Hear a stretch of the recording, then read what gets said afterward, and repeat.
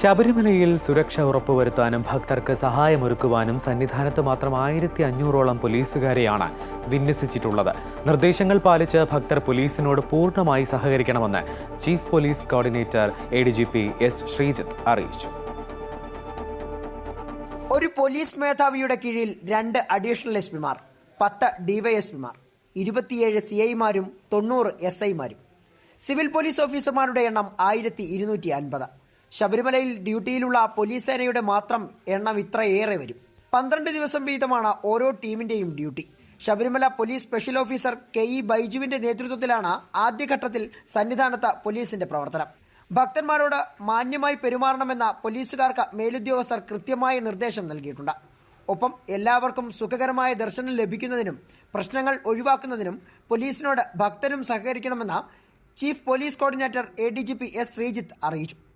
14,000 police ഉദ്യോഗസ്ഥരെ നമ്മൾ 5 ഫേസായിട്ട് deploy ചെയ്തിട്ടുണ്ട്. പക്ഷെ ഞങ്ങൾ സജ്ജരാണ്. ഇന്നലെ ഇപ്പോൾ വളരെ സുഗമമായിട്ട് ഇന്നിപ്പോൾ രാവിലെ ആയപ്പോഴത്തേക്ക് 52,500ഓളം ആൾക്കാർ ദർശനം നടത്തി കഴിഞ്ഞു. ഇന്നലെ വൈകുന്നേരം തൊട്ട് നോക്കുവാണെങ്കിൽ ഏറ്റവും പ്രധാനം ഈ പതിനെട്ടാം പടിയിൽ ആൾക്കാർ കയറുന്നതാണ്.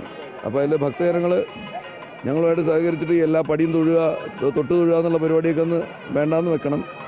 പുറകിൽ എത്രയും പേർക്ക് സുഖദർശനം കിട്ടാനായിട്ട് വേണ്ടിയിട്ടാണ്.